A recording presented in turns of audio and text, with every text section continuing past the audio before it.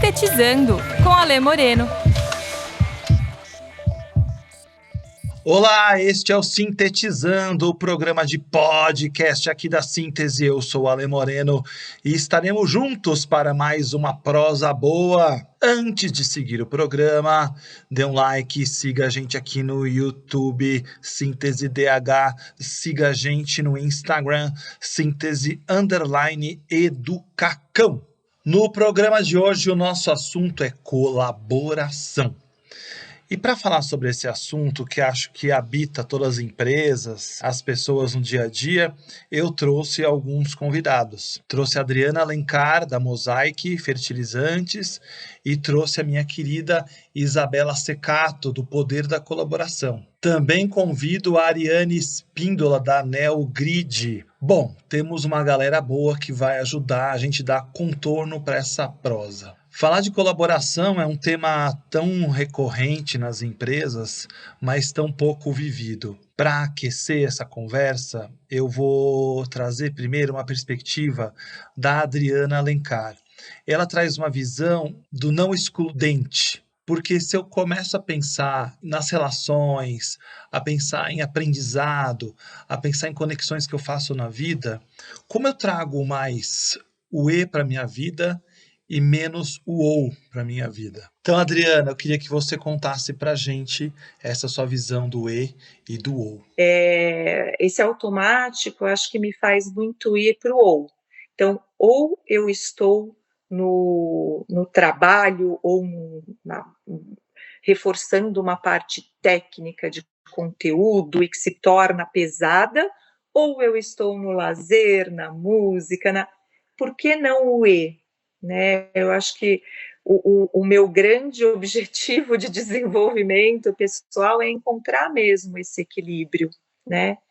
E que talvez, acho que as crianças hoje façam isso com muito mais naturalidade e que a gente possa não inibir isso, né?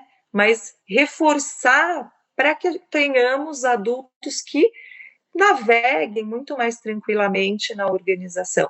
E eu, sinceramente, acho que, claro, a minha geração talvez tenha mais dificuldade por conta de uma educação que foi mais tradicional, mas as gerações que vêm vindo da minha sobrinha, as mais novas, né, a gente está falando 8, 7 anos, ou até, já vem com isso, né, instalado ali, já estão muito mais abertos. Então, se a gente conseguir não inibir, a gente lidar com os nossos receios, né, e deixar fluir, a gente já está fazendo muito por esse mundo. Nossa, Adri, é muito bom ouvir você e nessa relação do e e do ou, e também quanto isso afeta o nosso tema central, que é colaboração, né? Talvez o e seja o quanto eu colaboro comigo, e o ou é quanto às vezes eu estou fazendo escolhas que vão contra, inclusive, um desejo, uma vontade de conciliar coisas que sejam boas para mim e, por que não, para o outro. Para trazer mais uma pimentinha para nossa prosa, eu vou chamar a Ariane Espíndola, da Neo Grid, que no programa que eu tenho com o Thiago toda quarta-feira, no canal do YouTube da Síntese, ela trouxe uma questão bem interessante sobre a vida dela profissional, porque ela é uma engenheira que trabalha com RH. E essa perspectiva de olhar o copo cheio ou o copo vazio. Vamos ouvir? Conta pra gente, Ariane. Cada passo aí da história, você tem um desafio, né, a cada momento, seja porque você está aprendendo algo novo, e depois você tem a ansiedade, né, quando está iniciando a carreira, de colocar as coisas em prática, e aí você ainda não tem confiança, porque não viveu todas as experiências, mas eu sempre levei muito isso, assim, a determinação de buscar fazer a cada momento o melhor, a aprender a ouvir, né? Eu lembro, tinha uma aula lá de sistemas hidráulicos, aquele foi um trauminha, assim, porque aquilo lá eu tinha dificuldade de entender. Eu falei, mas não é possível, tem que ter um jeito de fazer isso, né? E, de repente, quando você desarma e fala, ok, esse troço aqui é difícil, mas tem como fazer, e você acaba encontrando a solução, aprendendo, ampliando a tua visão. Então, acho que essa característica de olhar para as coisas buscando o copo meio cheio, buscando sempre estar aberta para encontrar a saída, para achar a solução que seja funcional, num contexto onde talvez não seja o mais óbvio que você seja a pessoa, né? É um contexto masculino e você é mulher, é menorzinha e tal. Não, essas são coisas superficiais, mas se você está ali disponível para fazer o que precisa ser feito, com todo o teu amor, com toda a tua dedicação, você vai abrindo portas, né? Vai construindo, e aí isso vai falando um pouquinho da prosa aí das conexões, né? Eu acho que isso é um pouco do caminho. Se você está aberto dentro, eu acho que essas barreiras que são mais preconceituosas ou estereotipadas, elas vão caindo, né? Porque você acaba não as vendo.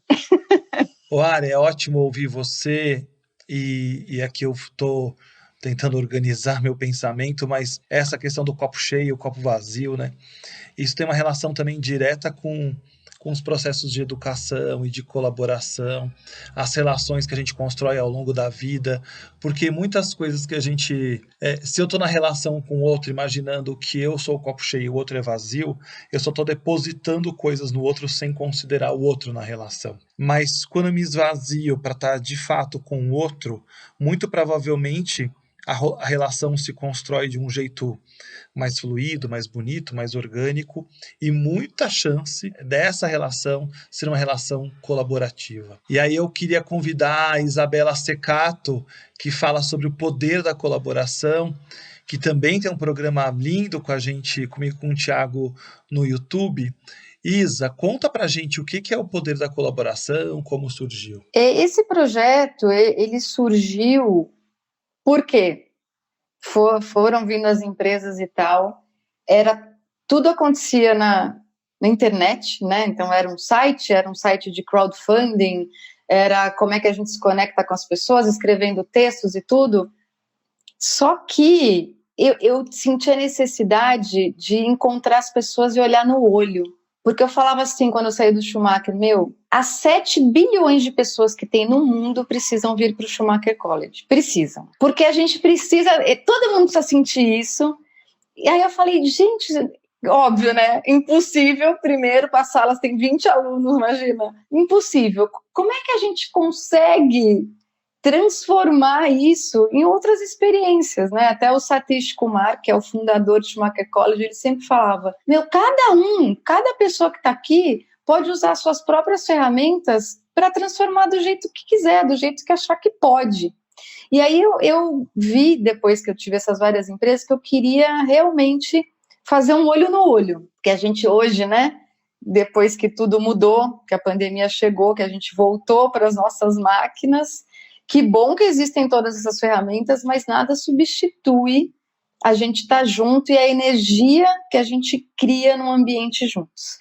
Então foi assim que surgiu em 2016 o Poder da Colaboração. A gente nasceu como um evento. Então, a princípio era só um evento 100% colaborativo. Eu fazia toda a curadoria igual vocês fazem a curadoria para trazer os seus convidados. Eu fazia para levar os convidados para o evento, então cada edição eram 6 palestrantes que contavam em 15 minutos cada um o que estavam fazendo para transformar o mundo. Qual era a sua visão de colaboração, independente de onde eles estivessem. Eu sempre acreditei muito também que a gente tem que ter para discutir, para conversar, para colaborar a maior diversidade possível. Então, essa curadoria era feita pensando em gênero, raça, classe social, se a pessoa estava numa empresa grande, pequena, numa ONG, só numa comunidade. Então, esses 6 palestrantes de cada edição, a ideia é que eles fossem o mais diverso possível para mostrar mesmo que a colaboração está acontecendo em todos os lugares. A gente liga a televisão e a gente não consegue ter essa visão, a gente não sabe o que as pessoas estão fazendo de maravilhoso e tem pessoas incríveis transformando as suas realidades. Tanto que no nosso canal do YouTube, aqui estamos no YouTube, né? Nosso canal do YouTube tem mais de 300 palestras dessas pessoas extraordinárias que estão, de alguma forma, transformando as suas realidades, as suas comunidades, as suas empresas. E é assim, é uma alegria muito grande trazer essas pessoas e ver tudo que elas estão fazendo, dá vontade de abraçar uma por uma e não largar nunca mais, sabe? Foi um processo muito inspirador, até começo desse ano, quando a pandemia chegou, a gente fez 24 edições aqui no Brasil, e a gente fez 20 edições em Portugal no ano passado, em 20 cidades diferentes, exatamente com essa mesma metodologia. E Portugal está super avançado quando o assunto é colaboração, é bonito de se ver também. Bom, dá para fazer poder da colaboração em todos os lugares do mundo, porque eu tenho certeza que tem gente transformando em todos os lugares do mundo. E dessas histórias que você escutou, que devem ser Nossa, milhares que você está contando, tem alguma que você gostaria de contar para a gente que mexeu com você, assim como essa aula do Schumacher College? Realmente eu vi o poder de uma pessoa em mobilizar uma comunidade e uma comunidade abraçar essa pessoa. A história é do Alvimar, do Jaúbra. O Alvimar era motorista de Uber aqui da Brasilândia, na zona norte de São Paulo. É uma área que tem mais de 400 mil habitantes. Então, o Alvimar sempre foi super enfronhado na comunidade. Então, fazia festa junina para a comunidade, ajudava quem tinha menos recurso do que ele e tudo. Ele deve ter, eu não sei, mas entre os seus 50 e 60 anos, motorista de Uber. Um dia o Uber resolveu bloquear as periferias porque eles consideraram área de risco. E ele viu os seus 400 mil habitantes sem possibilidades, né, de outro tipo de locomoção, porque o Uber não chegava mais lá. Então ele criou o quê? Ele criou o que ele chamou de Ubra. E ele começou a fazer um Uber cover, vamos dizer assim, se eu puder dizer. Atendia só pelo WhatsApp, então os agendamentos eram feitos pelo WhatsApp e tudo mais, e começou assim a atender a comunidade que ele via que tinha essa necessidade. Os motoristas eram todos da comunidade, os clientes eram todos da comunidade, e ele começou a conseguir ampliar esse movimento. A filha dele era bancária, pediu demissão para ir ajudar o pai. O negócio foi crescendo. Descobriram ele saiu numa matéria acho que do Globo News, alguma coisa assim.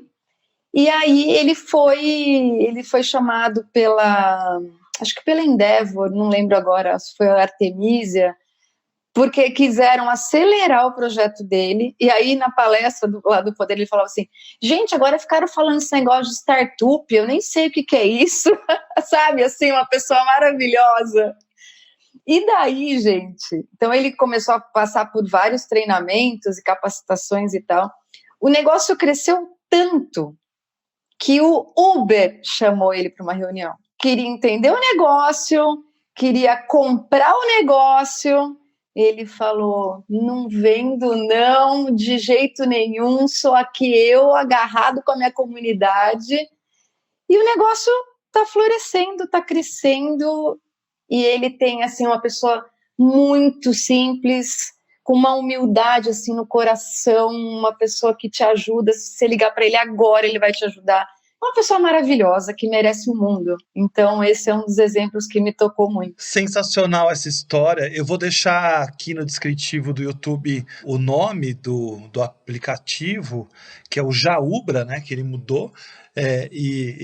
A história é espetacular, né? Essas possibilidades que a gente vai encontrando na escassez. Eu converso muito isso na escola que eu atuo, que eu participo como sócio, que como a gente pensa pela perspectiva da escassez. Lembro quando morei em Israel, que não tinha água, né? E não tem ainda. Então, como um país pensa em tanta tecnologia pela perspectiva da escassez. E pensar pela perspectiva da escassez leva a gente a encontrar saídas que a gente nem imagina. E essa é uma delas, linda, linda, linda, maravilhosa. E aí eu queria perguntar uma coisa para você ainda, Isa, continuar essa nossa prosa. Você acha que a gente é um povo mais competitivo ou mais colaborativo? O brasileiro em si é um povo muito solidário, né? Solidário, alegre, acolhedor. E tudo isso é necessário para a colaboração acontecer, né? Então, se você acolhe o outro, se você escuta o outro, se você está presente para o outro, a colaboração pode florescer ali, né?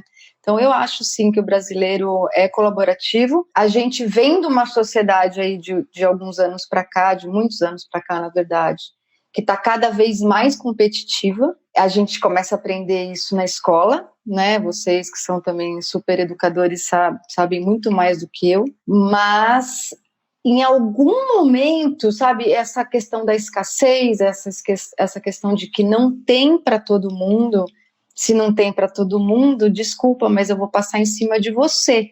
E é aí que a competição se forma. Aí, junto com a competição, vem o medo, e eu tô com medo porque não tem para mim se eu não correr. Então é assim que se forma essa loucura da escassez e da competição. Eu acho que até a pandemia está nos ajudando, né, apesar de ser um momento muito difícil, muito dolorido em vários níveis, mas eu acho que está nos ajudando a ver de uma outra forma. Dá para ser abundante, não é todo mundo que quer a mesma coisa, dá para ter para todo mundo, eu não preciso passar em cima de você. Se a gente fizer juntos, a gente é imbatível juntos. Se a gente tiver, a gente cocria, a gente inova, a gente inventa. E fora que é muito mais legal, né? E o que assusta na colaboração? Você acha que alguma coisa assusta quando você pensa em colaborar? Porque você traz aqui que a competição passa... Eu fico na frente do outro nessa competição que existe. E na colaboração não estou na frente de ninguém. O que assusta? Olha, eu acho que assusta as pessoas. Se você fala assim, vamos colaborar agora? Você tem alguma ideia de um projeto? Você já de cara vai falar assim, melhor eu não falar. Vai que a Isa rouba a minha ideia, né? Vai que, por exemplo, numa empresa, vai que eu conto para o meu amiguinho a minha ideia e ele fala para o chefe, fala que a ideia é dele. Por quê? Tem toda uma questão de falta de confiança também. E eu sempre falo assim, mas gente, presta atenção. Ninguém tem tempo para nada hoje, né?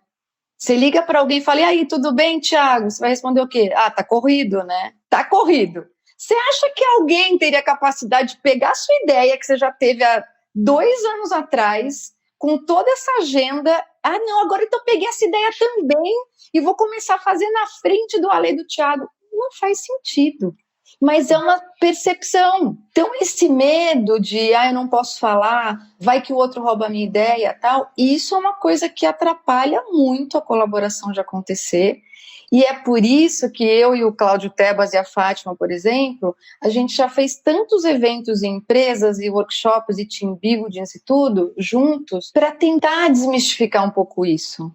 Porque não adianta nada você falar, eu quero trazer a colaboração, vamos trazer um workshop de colaboração para a minha empresa. Não é mágica. Todos nós somos colaborativos por essência, por natureza.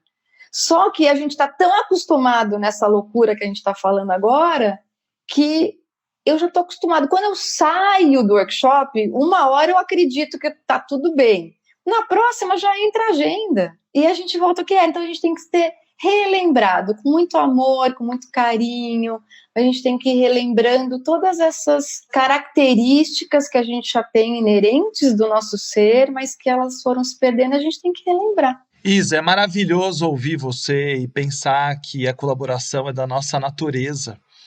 Mas, por outro lado, eu fico pensando como a escola, por exemplo, criou um negócio chamado prova, que é uma idiotice sem tamanho, que não prova nada de ninguém, porque provavelmente nenhum ouvinte, ou raríssimos ouvintes, vão lembrar para que serve a tabela periódica, qual a razão que eu aprendi trigonometria ou equação de segundo grau, entre outras coisas que a gente poderia falar aqui.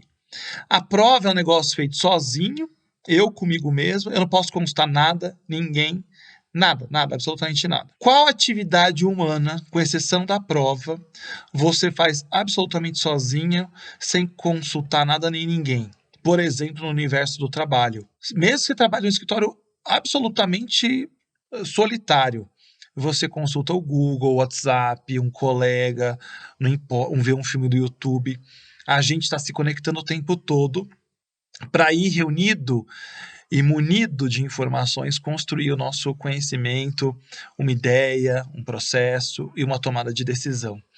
Então, a colaboração, ela é, eu ouvindo você e ouvindo as meninas anteriores, ela é, né? Ela é parte da vida, ela é necessária. e como a gente, de fato, estimula isso desde sempre. O ambiente de trabalho pede coisas do tipo, precisamos de equipes mais colaborativas, mas às vezes constrói paredes mentais, constrói células, constrói vidros, constrói aquários, para que essas coisas não aconteçam, que impossibilitam ou diminuem a colaboração. Ou surgem líderes tóxicos que impedem que, de fato, a troca aconteça. Ou o ego impede que a colaboração se dê. Então, eu ouvindo você, eu fico pensando em tantas coisas e como é necessário colaborar no mundo que a gente vive, tão louco, tão esquizofrênico. Precisamos colaborar. Muito obrigado, espero que vocês tenham curtido e agora vamos ao poemar. Poemar. No Sintetizando. Desarmados. Nossos passos achados em novos laços. Nossos olhos melhores em outros olhos. Anseios rompidos por outros meios. A prática do ouvir, do fazer pelo sentir. Desarmados e encontrados. Refloresce a coragem do não competir. Fluir. O E ganhou do OU. No mesmo espaço transbordou. Congruiu sonho e vocação. Misturou ofício com paixão. Levitude. Rompendo muros, construindo jardins. As crianças brincarão por eles. Mais além enxergarão, mais longe chegarão. Consciência e consciência. Fátima, mais uma vez, maravilhoso, que bom, que gostoso ilustrar essa nossa conversa sobre colaboração de um jeito tão necessário, que acaricia a alma, né? Muito, muito obrigado, minha querida. Espero que vocês tenham gostado. Deixarei o contato da Fátima no descritivo do YouTube e nos vemos no próximo programa. Até lá!